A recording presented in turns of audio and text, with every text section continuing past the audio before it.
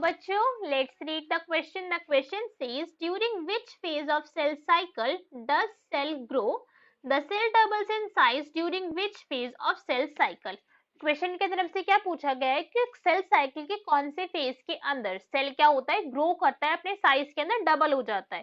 So now let's start the question. सबसे पहले हम क्वेश्चन को सॉल्व करने का की कॉन्सेप्ट देखेंगे. की कॉन्सेप्ट क्या है हमारे क्वेश्चन को सॉल्व करने का, कि हमें सेल साइकिल के बारे में पता होना चाहिए. हमें क्या पता होना चाहिए, सेल साइकिल के सारे फेजेस पता होने चाहिए, तो हम क्वेश्चन को इजीली सॉल्व कर लेंगे.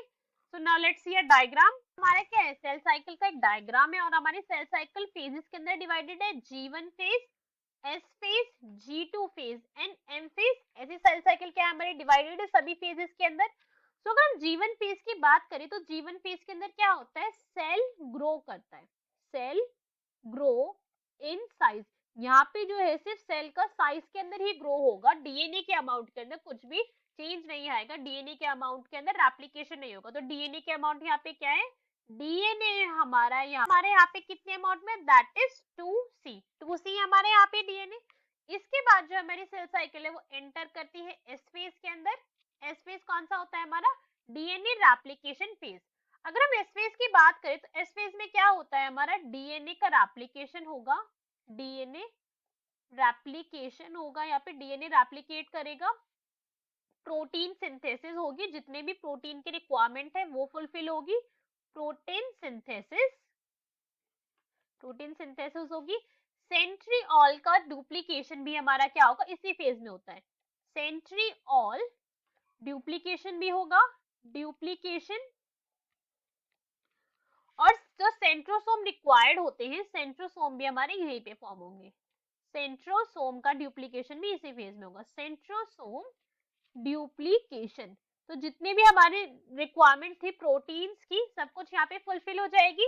उसके बाद फेज हमारा एंटर करेगा G2 फेज के अंदर. G2 फेज है ये. G2 फेज अपने आप में कैसा है, चेक पॉइंट फेज है. Check point phase. Check point phase से हमारा क्या मतलब है, जो हमारे डीएनए रेप्लिकेट हुआ है, यानी रेप्लिकेशन हुआ है ना हमारा, जो 2C से डीएनए हमारा 4C के अंदर रेप्लिकेट हुआ है, इसके चेक करा जाएगा कि इसके अंदर कोई एरर तो नहीं है.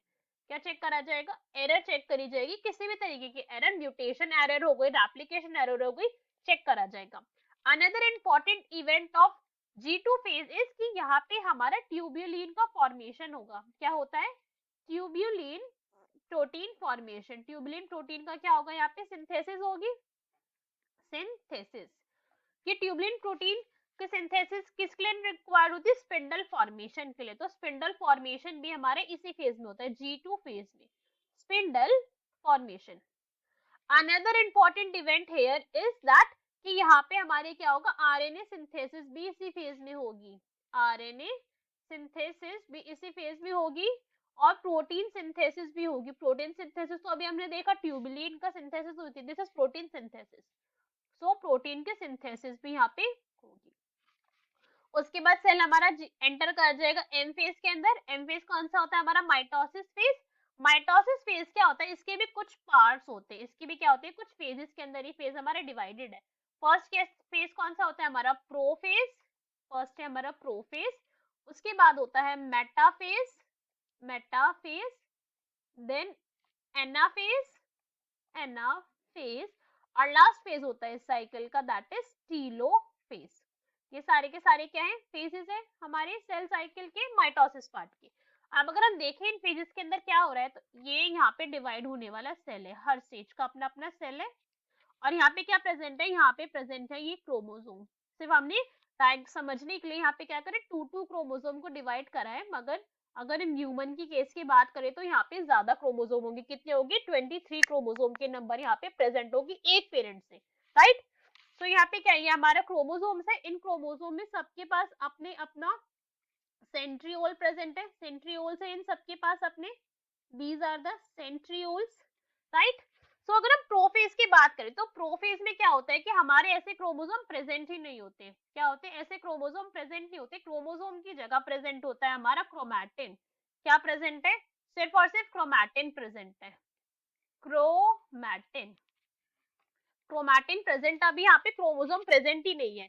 इसके बाद क्या होगा, जो हमारे प्रोफेज के बाद हमारे सेल एंटर करेगा मेटाफेज के अंदर, और जितनी भी जो हमारी क्रोमैटिन था यहाँ पे क्या हो जाएगा, कंडेंस हो जाएगा, कंडेंस होगा हमारा ये क्रोमैटिन और फॉर्म कर लेगा क्या, क्रोमोसोम।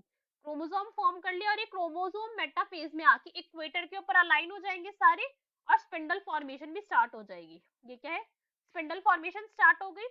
इसके बाद सेल हमारा एंटर करता है एनाफेज के अंदर। एनाफेज में क्या होगा कि अपने अपने पोल की तरफ मूव करना स्टार्ट कर देंगे।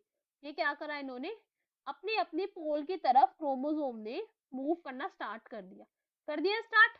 और फिर लास्ट में क्या होगा, जो भी हमारे क्रोमोसोम्स थे वो बिल्कुल अपनी पोल की तरफ मूव बिल्कुल कर जाते हैं, क्या हो जाते हैं, बिल्कुल एंड में आ जाते हैं अपने पोल के पास, आ गए, ऐसे आ गए। और ये क्या है, इसके बाद बस फिर साइटोकाइनेसिस लास्ट इवेंट होगा, साइटोकाइनेसिस, और हमारा जो सेल है वो डिवाइड हो जाएगा, 2 सेल का फॉर्मेशन हो जाएगा, जिनके पास अपना अपना क्रोमैटिन होगा और अपने अपने सारे डीएनए होगा, न्यूक्लियस के अंदर प्रेजेंट होगा ये क्रोमैटिन, और जितनी भी सेल की ऑर्गेनेल्स होगी सब कुछ यहाँ पे है वो प्रेजेंट होगी। अगर हम क्वेश्चन रीड करें तो क्वेश्चन के अंदर हमसे तो सिर्फ एक पॉइंट पूछा गया था सिंपल सा, कि सेल साइकिल के कौन से फेज में सेल क्या कर रहा है, ग्रो कर रहा है, अपने साइज के अंदर डबल हुआ है cell, during which phase of cell cycle.